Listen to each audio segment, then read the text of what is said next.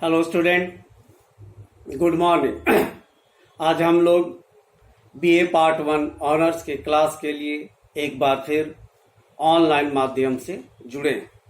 हम लोग अगली क्लास में संघ निर्माण के लिए आवश्यक शर्तें या आधार के बारे में जाना है। आज हम लोग संघीय शासन के गुण, merits of the federal government के बारे में जानने की कोशिश करेंगे। संघीय शासन के गुण।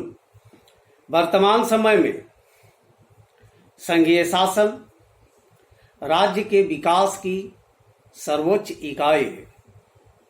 इस शासन व्यवस्था के कुछ प्रमुख गुण निम्नलिखित कहे जा सकते हैं, जिसमें सबसे पहला है राष्ट्रीय एकता और स्थानीय स्वशासन में सामंजस्य।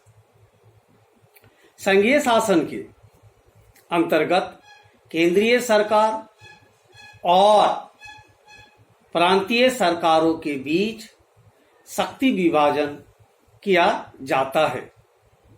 यह शक्ति विभाजन इस आधार पर किया जाता है कि राष्ट्रीय महत्व के सभी विषय जिनमें नियमन और नियंत्रण की एक रूपता आवश्यक होती है, केंद्रीय सरकार को दे दिए जाते हैं और स्थानीय महत्व के विषय इकाइयों की सरकारों को दे दिए जाते हैं। इस प्रकार विकेंद्रीकरण और केंद्रीकरण की प्रवृत्तियों के बीच सुंदर सामंजस्य यानी कि अच्छे तरीके से सामंजस्य स्थापित किया जाता है। इस सामंजस्य के परिणाम स्वरूप राष्ट्रीय एकता और स्थानीय स्वशासन एवं स्वतंत्रता दोनों के ही लाभ प्राप्त किए जा सकते हैं और केवल संघीय शासन में ही संभव है। डायसी ने ठीक ही कहा है कि संघ शासन राष्ट्रीय एकता और राज्यों के अधिकारों में सामंजस्य यानी कि तालमेल स्थापित करने की अद्भुत राजनीतिक पद्धति है। तो ये थे उसके पहला गुण, राष्ट्रीय एकता और स्थानीय स्वशासन में सामंजस्य। अब इसके दूसरे गुण की बात करते हैं। निर्बल राज्यों को यानी कि कमजोर राज्यों को शक्तिशाली बनाने की पद्धति। निर्बल राज्यों को शक्तिशाली बनाने की पद्धति। संघीय शासन के द्वारा छोटे छोटे राज्यों को यह मौका होता है कि वे आपस में मिलकर एक शक्तिशाली संगठन का निर्माण कर सके। वर्तमान युग में तो संगठन से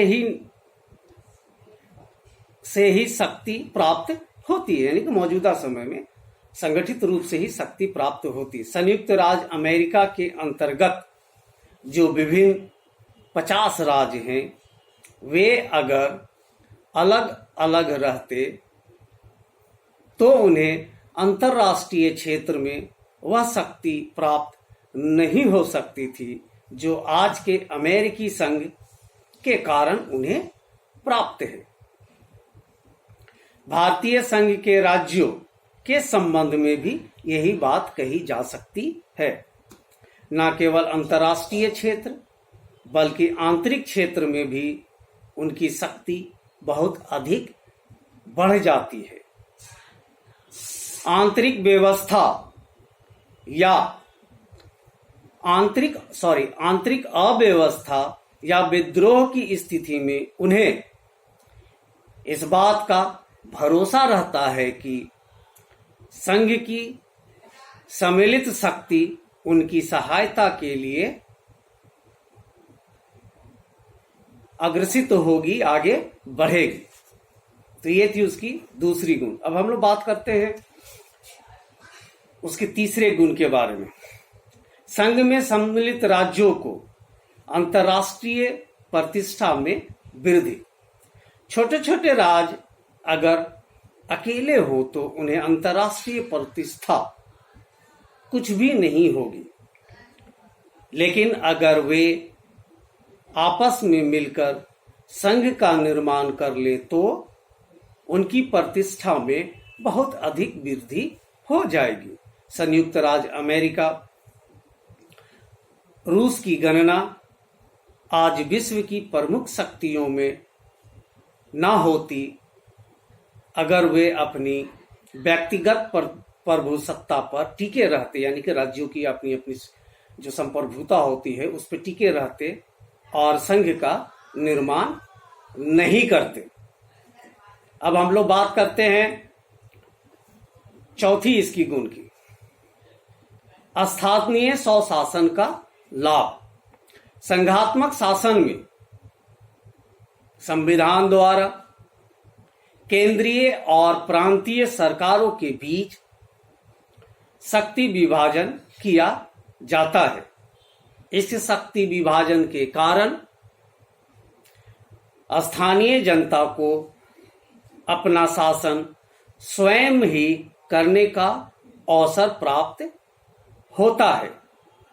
स्थानीय जनता स्थानीय आवश्यकताओं से परिचित होती है और उनमें बहुत अधिक रुचि होने के कारण अपनी उन्नति करने में अधिक सफल होती है, क्योंकि स्थानीय लोगों को अपनी स्वशासन के लोगों को स्थानीय समस्याओं की जानकारी होती है, जिसके कारण उनको सफलतापूर्वक हल करने में अधिक सफलता प्राप्त होती है।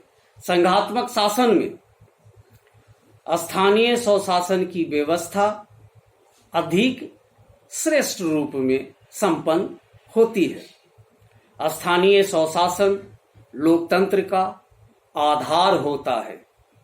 इस दृष्टि से संघात्मक शासन ही लोकतंत्र के अनुकूल है।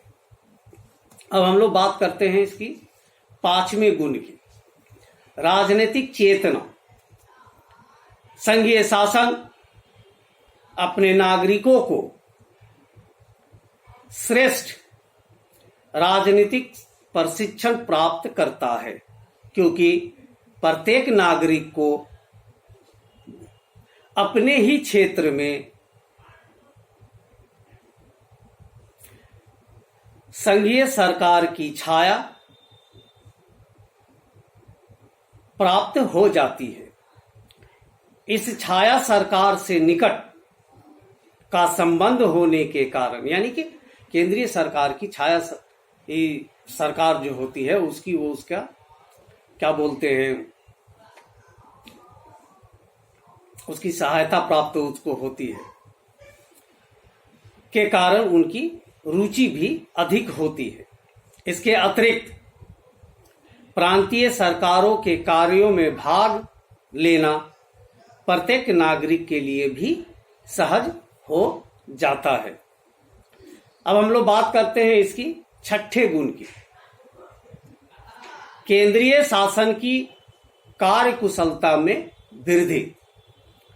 जन कल्याणकारी राज्य की धारणा के कारण वर्तमान समय में सरकारों के कामों में बहुत अधिक वृद्धि हो गई है और केंद्रीय सरकार के पास अपनी कार्य क्षमता से अधिक कार्य यानी कि काम एकत्रित हो गए, उनके जिम्मा काम लग गए हैं। वाट जैसे लेखकों के शब्दों में केंद्र को पक्षाघात हो गया है और दूरस्थ क्षेत्र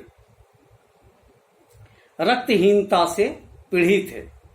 यानी कि कहने का मतलब ये है कि केंद्र सरकार थोड़ी सी कमजोरी हालत में है। पक्षाघात से मतलब उसको ठेठ भाषा में हम लोग कहते हैं पैरालाइज हो जाना, और दूर के जो राज्य हैं वहां हिंसा की स्थिति बनी हुई है। संघीय शासन में शक्तियों का विभाजन हो जाने के कारण केंद्रीय सरकार का कारभार हल्का हो जाता है और वह अधिक महत्वपूर्ण कामों को कुशलता के साथ कर सकती है। इस प्रकार शासन की कार्य कुशलता में वृद्धि होती है। अब हम लोग बात करते हैं इसकी 7वें गुण की, निरंकुशता की आशंका नहीं, यानी कि संघात्मक शासन व्यवस्था में निरंकुश होने की आशंका जो होता है शासकों का, वो लगभग समाप्त हो जाता है। संघात्मक शासन में इस बात की आशंका नहीं रहती है कि कोई एक व्यक्ति या जन समुदाय सारी राजनीतिक शक्ति अपने हाथों में लेकर एक तंत्र या श्रेणी तंत्र की स्थापना कर ले। एकात्मक शासन में संपूर्ण राज्य शक्ति का प्रयोग एक ही केंद्र से होने के कारण किसी एक व्यक्ति के लिए संपूर्ण सत्ता प्राप्त करना कठिन नहीं होता है।